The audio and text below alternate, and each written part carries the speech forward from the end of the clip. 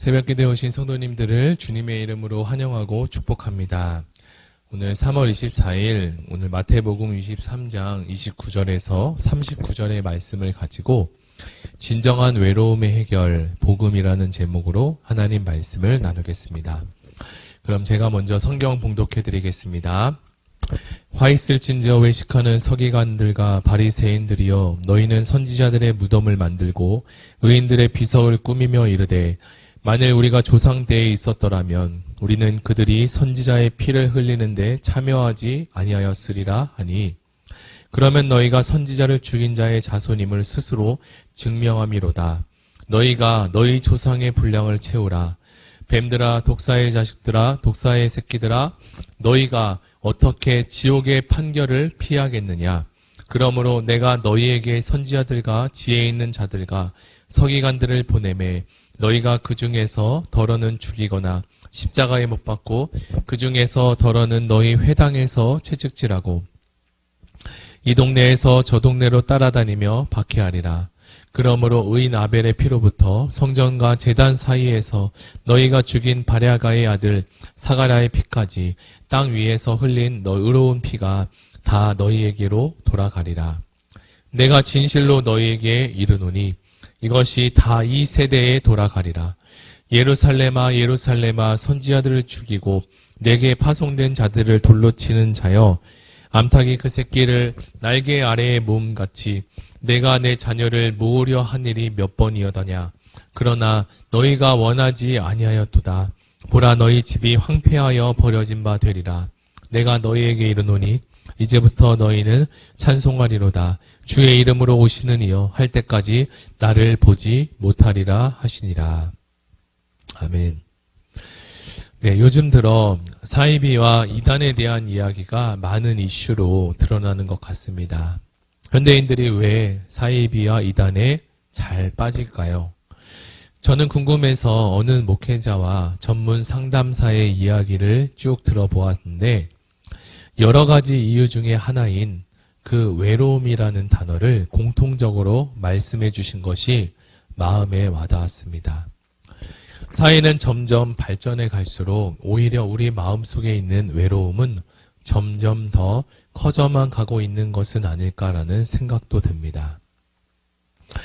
이처럼 사이비 이단은 외로움이라는 사람들의 연약한 부분을 파고들어 자신들의 이익을 꿰차는 나쁘고 악한 사람들입니다. 어떤 공동체는 자신과 그리고 타인에게 유익을 주는 공동체가 있는가 반면, 어떤 공동체는 자신은 유익하지만 타인에게 어려움을 또는 해를 안겨다 주는 공동체도 있습니다. 저는 이렇게 말씀을 묵상하며 본문에 기록한 바리새파 공동체의 이야기를 빼놓고 이야기할 수 없었습니다. 예수님은 그 당시 많고 많은 여러 가지 공동체 중에서 오늘 기록하고 있는 이 바리새인들에 대해서 말씀을 통하여 경고하십니다. 주님은 바리새파가 미워서 그렇게 한 것이 아니셨습니다.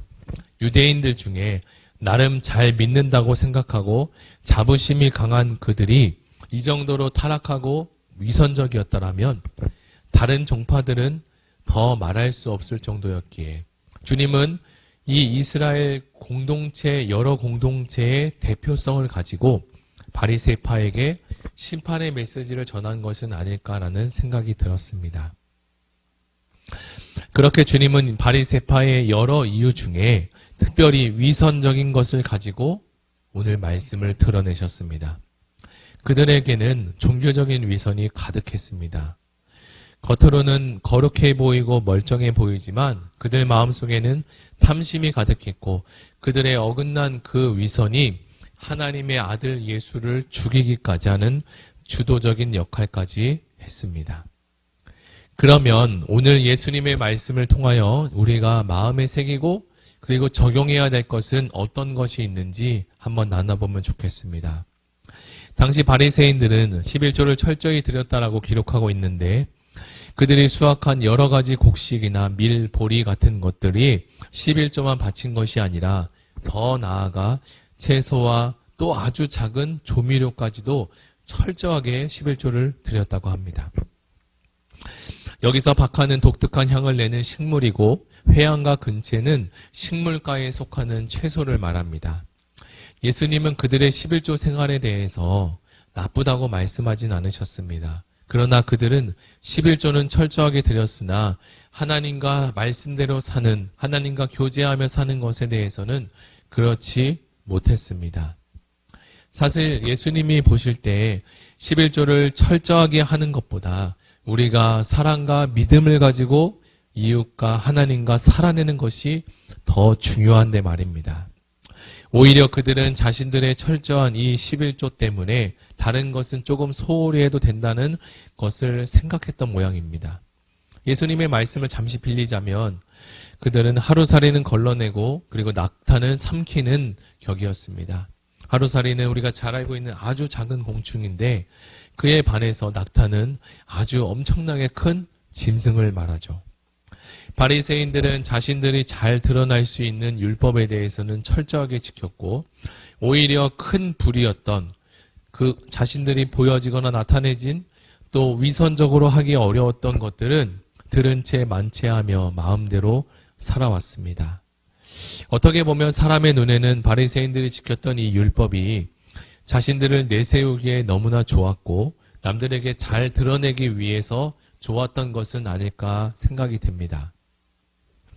이전의 한국 교회는 율법주의가 성행해서 그에 따르는 부작용이 있었다면 오늘날의 신앙생활은 반대로 율법을 무시하는 자유주의가 되어버린 것은 아닐까 염려가 됩니다. 지금은 성경대로 이야기하는 것이 참 어려운 시대가 되었습니다. 말씀은 맞다고 이야기하는데 그 말씀을 그대로 전하기 부담스러운 시대가 되어버린 것 같습니다. 또한 이제는 이미 예수님께서 오셨고 복음을 들었으니 율법은 지키지 않아도 된다라고 생각하는 것이 우리 마음속에 조금 있는 것은 아닐까 하는 두려움도 있습니다. 모든 율법을 다 지키지도 못하면서 율법하며 율법주의로 사는 것도 물론 잘못이지만 율법은 필요 없어. 예수님이 모든 것을 다 하셨어라고 하는 잘못된 자유에 사는 것도 치우친 신앙생활의 잘못된 모습일 것입니다. 그러나 성경은 우리에게 균형에 대해서 말씀을 하시고 좌로나 우로나 치우치지 말라라고 강조하시는 것을 볼 수 있습니다. 사람은 경각심을 갖지 않으면 금방이나 좌로나 그러고 우로나 치우치게 됩니다. 그렇기에 성경으로 우리는 균형 잡힌 신앙인 그리고 균형 잡힌 신앙생활을 해야 합니다.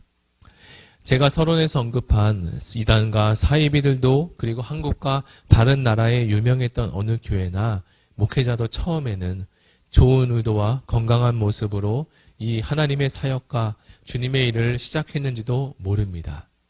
마치 바리새인들처럼 말입니다. 그러나 그들도 시간이 지나면서 그들의 신앙은 좌로나 그리고 우로나 치우치게 됐고 방향을 또 잃어버리게 되었습니다. 이러한 일들은 누구도 피해갈 수 없다는 사실을 우리는 잘 기억해야 합니다. 우리도 조금만 긴장을 놓치면 얼마든지 율법주의와 그리고 그 반대인 반율법주의 또는 무율법주의라고 하는 것에 빠져 옳지 않은 신앙생활을 할 수 있게 됩니다. 예수님은 이러한 바리새인들을 향해 회칠한 무덤이다라고 이야기하십니다. 무덤이 있습니다. 무덤 안에는 당연히 시체가 들어있죠. 시체는 시간이 지나면서 부패하고 썩게 됩니다. 당연히 고약한 냄새도 계속 나게 됩니다. 그러나 그 무덤 위에 이 시체가 썩어져가는 이 더러운 무덤 위에 회를 이렇게 칠해서 겉으로 봤을 때는 보기가 아름답고 좋은 모양으로 보이게 하는 것입니다. 이것이 바로 주님이 꼭 집어서 이야기한 바로 외식입니다. 저에게도 이렇게 바리새인처럼 외식하는 모습이 있습니다. 회를 칠한 이 무덤처럼 살아가고 있는 것은 없는지 확인해 보아야 합니다. 끝으로 이렇게 열심을 다해 노력한 바리새인들이 또 거대한 죄에 빠질 수 없었던 것은 무엇일까요? 물론 우리는 여기서 바리새인들의 그 노력에 대해서는 인정해야 합니다. 그러나 그들의 노력의 동기가 무엇인지도 한번 살펴보아야 합니다. 다른 사람에게 잘 보이려고 하는 것에 의한 것이라면 다른 사람이 보이는 것에는 완벽하게 잘 하려고 하지만 그렇지 않은 사람들이 보이지 못하는 공간에는 전혀 다른 모습으로 빠질 수 있기 때문이죠. 그리고 둘째로 바리새인들이 그렇게 된 가장 근본적인 이유가 무엇일까도 한번 생각해 보아야 합니다. 그것은 바로 그들이 하나님을 거부했고 하나님의 말씀을 거부했기 때문입니다. 그들은 이미 처음부터 하나님을 거부했고 하나님의 말씀에 대해서는 관심이 없었습니다. 단지 믿음을 근거로 해서 자신이 드러나길 원했고 자신들의 유익을 쫓았을 뿐입니다. 제가 서론에서 사이비와 이단에 대한 이야기를 잠시 드렸습니다. 결국은 종교의 탈을 쓴 이리와 같은 모습으로 변질되어 간다는 사실입니다. 복음이라고 설명하고 하나님 때문이라는 보기 좋은 가면을 쓰고 뒤로는 자신들의 유익을 위해서 살아온 것이죠. 이것은 인간의 죄라는 것이 얼마나 악하고 교묘한지를 여실히 드러내주고 있습니다. 사랑하는 성도 여러분, 우리의 내면이 이렇게 죄로 물들어가는 것을 우리는 알아야 합니다. 겉으로는 깨끗해 보이지만 내 속은 내가 모르는 무서운 죄의 가능성까지 가지고 있다는 사실 말입니다. 그렇다면 이러한 죄의 문제를 우리는 어떻게 하면 해결할 수 있을까요? 세탁세제로 지워질까요? 그렇지 않습니다. 오직 예수 그리스도의 피로만 우리의 죄 문제를 온전히 해결할 수 있고 성령의 생명의 법이 우리로 하여금 죄를 이길 수 있는 힘을 공급해 주십니다. 그래서 우리는 복음에 대해서 더 깊이 알아가야 되고 더 넓게 배우는 그 일에 우리는 힘써야 할 것입니다. 이 사실을 알고 오늘 말씀을 다시 한번 묵상하며 성령님을 의지하며 살고 예수 십자가의 피 묻은 복음을 기억하며 사는 하루가 되시기를 예수님의 이름으로 축복합니다. 다 같이 들은 말씀을 생각하며 기도하시고 특별히 이제 고난주간 특세와 그리고 부활주일 예배가 있습니다. 고난주간 특세와 부활주일 예배를 위해서도 함께 들은 말씀을 가지고 다 같이 기도하시겠습니다.